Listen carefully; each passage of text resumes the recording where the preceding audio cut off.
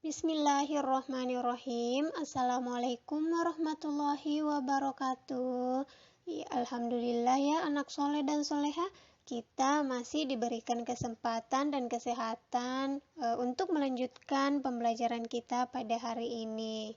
Nah, hari ini kembali kita akan belajar pendidikan agama Islam atau PAI. Nah, sekarang kita sudah memasuki pelajaran yang ke-6 tentang sifat-sifat terpuji. Namun sebelum kita lanjutkan pelajaran, marilah kita bersama-sama membaca doa sebelum belajar. Bismillahirrahmanirrahim. Raditu billahi rabbah wa bil islami dina wa bi Muhammadin sallallahu alaihi wasallam nabiyya. Rabbi zidni ilman warzuqni fahman. Amin.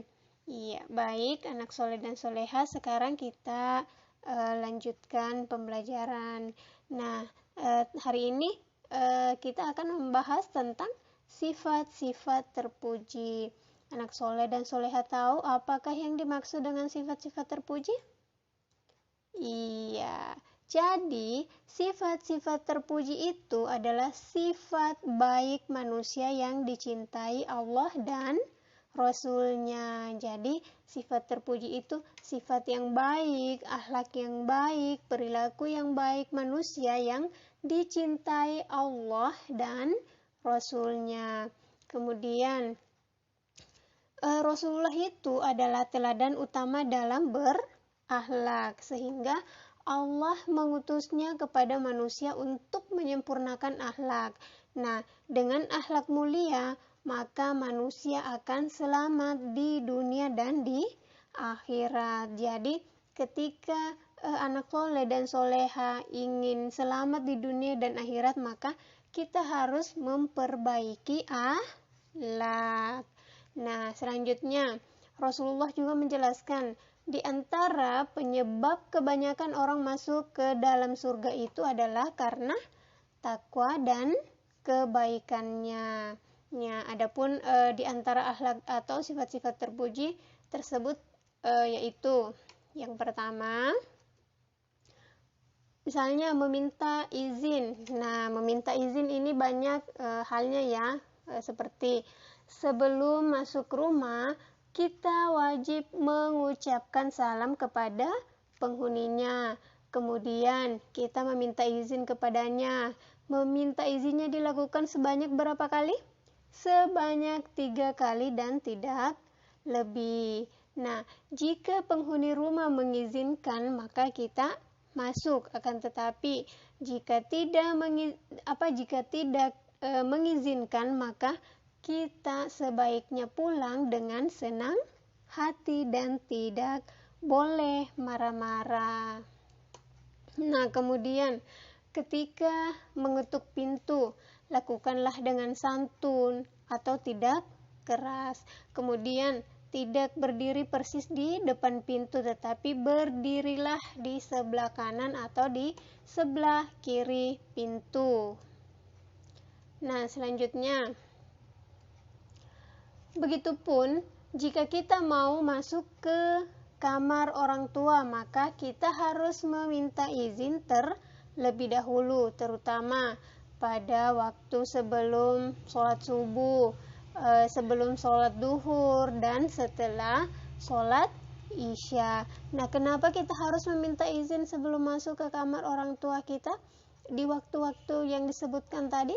Karena siapa tahu orang tua kita masih dalam keadaan tidur atau baring-baring misalnya, sehingga ketika kita masuk akan mengganggu ketika tidak meminta izin. Nah, kemudian ketika meminta izin masuk rumah seseorang, kemudian penghuninya bertanya tentang siapa yang mengetuk pintu, maka jawablah dengan menyebut nama secara jelas. Jangan hanya mengatakan aku. Nah, misalnya Naima yang mengetuk pintu rumah tetangganya misalnya, atau pintu Nabila. Nah, kemudian Nabila bertanya siapa. Nah, itu harus disebutkan namanya, Naima. Tidak boleh mengatakan aku. Nah, kemudian sedangkan jika kita masuk di tempat umum seperti pasar, masjid, atau rumah sakit, maka diperbolehkan masuk tanpa minta izin terlebih dahulu. Jadi, ketika kita masuk di pasar, masuk di masjid, atau masuk di rumah sakit, maka itu tidak perlu kita meminta izin kepada siapapun terlebih dahulu. Oke, selanjutnya. Nah, kita harus meminta izin terlebih dahulu sebelum melakukan hal-hal sebagai berikut.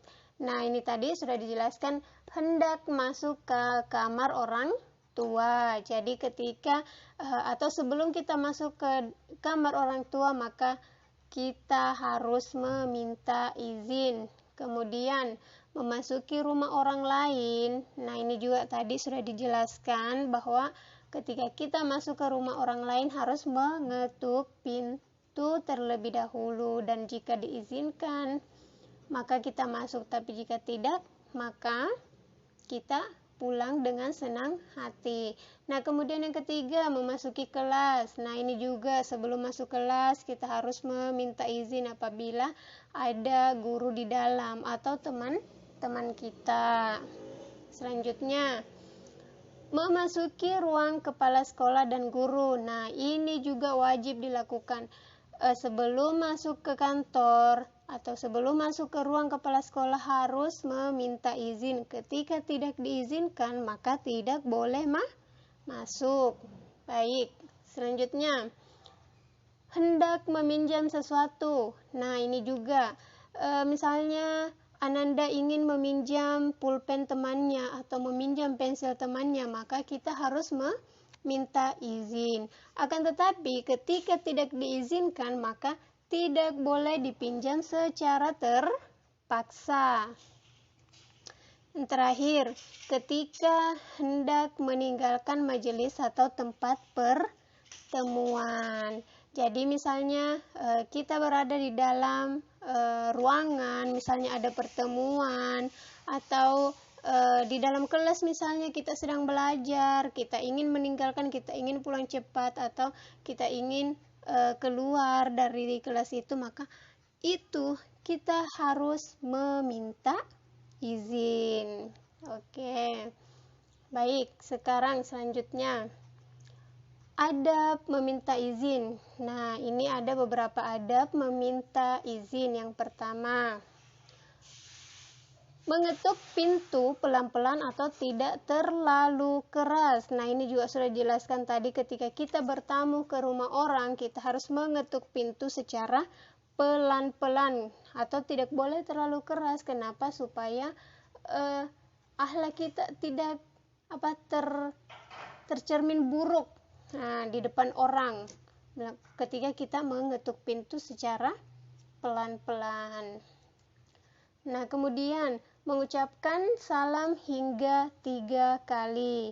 Jadi ketika kita sudah mengucapkan salam hingga 3 kali namun belum ada yang menjawab, maka kita kembali dengan senang hati.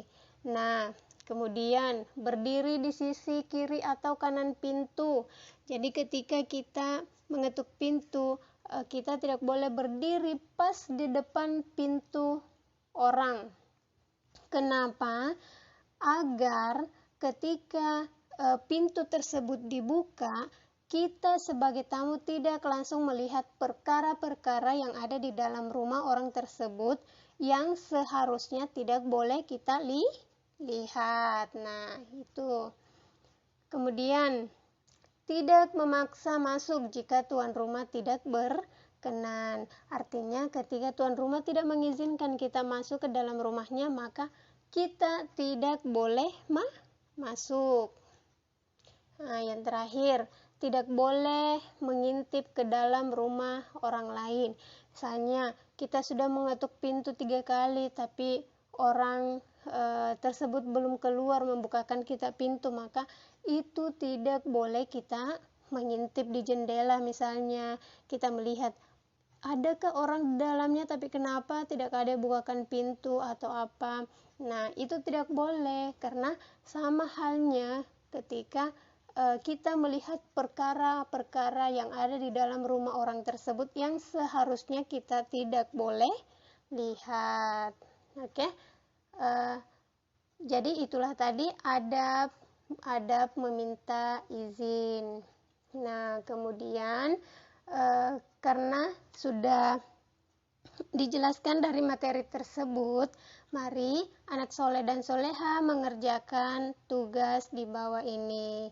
Nah, di sini ada tugasnya. Yang pertama yaitu apa yang dimaksud dengan sifat-sifat terpuji. Kemudian, kenapa kita harus membiasakan sifat-sifat terpuji? Yang ketiga, sebutkan 2 penyebab kebanyakan orang masuk surga. Sebutkan 3 adab meminta izin dan berapa batas mengetuk pintu sebelum bertamu. Iya, jadi itulah tugasnya, silahkan dikerjakan. Terima kasih. Dan sebelum kita menutup materi hari ini atau pertemuan hari ini, marilah kita bersama-sama membaca doa kafaratul majlis. Subhanaka Allahumma wa bihamdika asyhadu an la ilaha illa anta astaghfiruka wa atubu ilaih. Ya, terima kasih dan semangat belajar di rumah. Wassalamualaikum warahmatullahi wabarakatuh.